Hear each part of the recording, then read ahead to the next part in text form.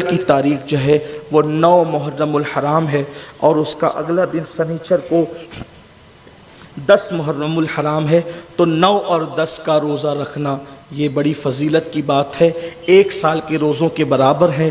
اور یہ بھی فرمایا جس نے عاشور کا روزہ رکھا 1 سال پہلے اور 1 سال بعد کے گناہوں کی مغفرت کی بشارت ہے۔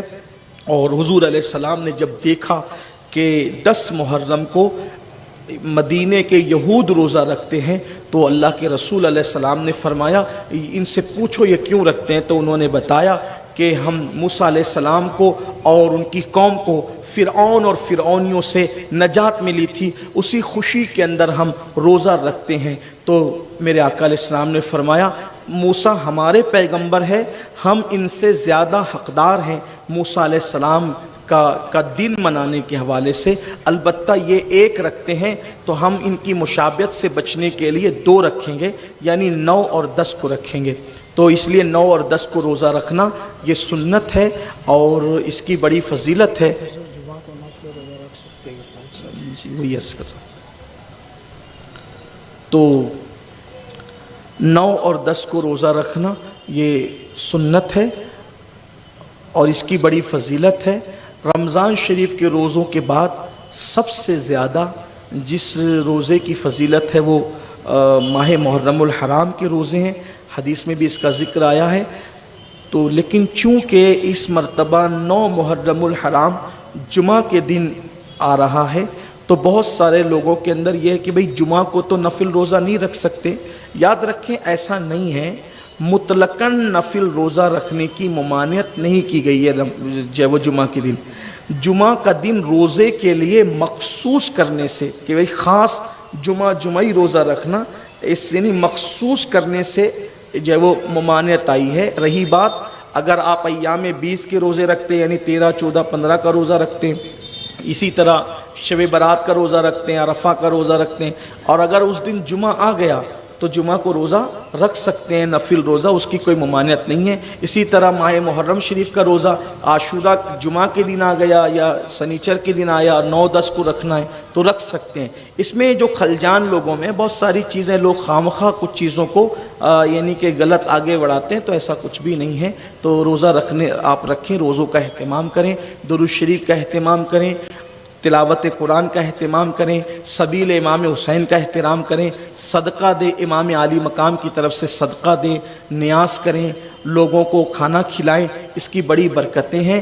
انشاءاللہ تعالیٰ کبھی موقع رہ چکے ہم تو داستان کربلا بیان کرتے ہیں تو ایسا موقع ہی بیچ میں نہیں آتا کہ ان ساری چیزوں کا تذکرہ کیا جا سکے، اس لیے میں آپ سے کہتا ہوں امام کے نام پہ صدقہ دینا، امام کے نام پہ کھلانا، امام کے نام پہ پلانا، بہت اس کی برکتیں ہیں۔ بلکہ امام عالی مقام کے نام پر غیر مسلموں نے کھلایا پلایا تو اللہ تعالیٰ نے ان کو کتنا نوازا، یہ ہمارے بزرگوں نے اپنی کتابوں میں لکھا ہے۔ امام عالی مقام کی ان لوگوں کو زیارت تک ہوئی، امام نے ان کو کلمے کی تلقین فرمائی، ایمان کی دولت عطا فرمائی، تو یہ بہت بڑی بات ہے، اظہار محبت ہے، اظہار پیار ہے۔ اس لیے صدقہ، خیرات، سبیل امام حسین، یہ ساری چیزیں کیجیے۔ جو چیزیں شریعت کی حدود میں رہ کے کریں اس کی اجازت ہے، البتہ خرافات اور بدعات جس سے ہمارے علماء نے بزرگوں نے منع کیا ہے، ان خرافات اور بدعات سے محفوظ رہیں۔ خواتین سے گزارش ہے کہ سیدہ زینب پاک نے جب پردے کی پابندی کی تو خواتین بھی پردے کی پابندی کریں، تقوی پرہیزگاری کے ساتھ زندگی گزاریں۔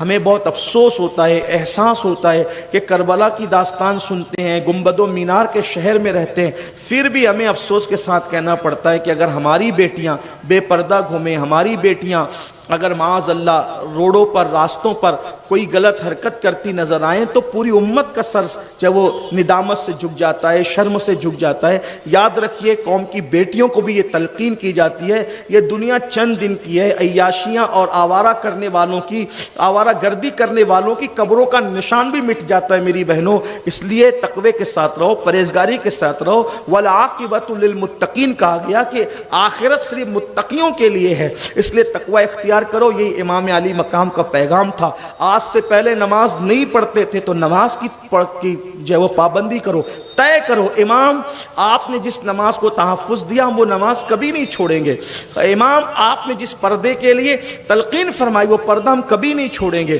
آپ نے پڑوسیوں کے ساتھ حسن سلوک کی تعلیم دی ہم پڑوسیوں کے ساتھ بدتمیزی سے کبھی پیش نہیں آئیں گے، آپ نے ماں باپ کے ساتھ حسن سلوک کر کے دکھایا۔ امام حسین اور امام حسن اپنی امی سیدہ فاطمۃ الزہرا کے ساتھ کبھی کھانے نہیں بیٹھتے تھے، کسی نے پوچھا آپ کی امی تو بہت متقیہ پارسا رسول اللہ کی شہزادی ہے، آپ ان کے ساتھ کھانا کیوں نہیں کھاتے؟ تو شہزادوں نے کہا اس لیے نہیں کھاتے کہ امی کی نظر کسی لقمے پر ہو اور ہمیں اس سے اطلاع نہ ہو اور وہی لقمہ اٹھا کر ہم منہ میں ڈال لیں تو امی کی بے ادبی ہو سکتی ہے، ہم بے ادبی سے بچنے کے لیے ایسا کرتے ہیں کہ امی کے ساتھ بیٹھ کر کھاتے نہیں۔ اندازہ فرمائے ماں کا یہ احترام انہوں نے سکھایا، لیکن ہمیں حیرت اس بات پر ہے کہ ہم کربلا سن بھی رہے ہیں، رو بھی رہے ہیں، آنسوؤں کی سوگات بھی پیش کر رہے ہیں، لیکن زندگی کے اندر تبدیلی کیا ہے، انقلاب کیا ہے؟ مسلمانوں جب تک تبدیلی نہ آئے آپ سچے حسینی نہیں ہیں۔ سچی حسینیت تبدیلی کا نام ہے، حسینیت انقلاب کا نام ہے، حسینیت دین پر سختی سے عمل کا نام ہے، حسینیت شریعت کے تحفظ کا نام ہے، حسینیت دین پہ مر مٹنے کا نام ہے، حسینیت دین کے لیے سب کچھ قربان کرنے کا نام ہے، حسینیت دین کے لیے سب کچھ لٹانے کا نام ہے، حسینیت اللہ اس کے رسول کی محبت میں ڈوب جانے کا نام ہے، حسینیت اللہ رسول کے لیے قربانی دینے کا نام ہے۔ اس لیے رسمی اور اسمی حسینیت کی طرف سے نکل کر حقیقی حسینیت کی طرف چلیے تاکہ امام علی مقام کی توجہ ہماری طرف ہو۔ اللہ تعالیٰ سب سے پہلے مجھے آپ سب کو توفیق بخشے، گفتگو کے درمیان کوئی غلطی ہو تو اللہ معاف فرمائے۔ وما علینا الا البلاغ۔ السلام علیکم ورحمۃ اللہ۔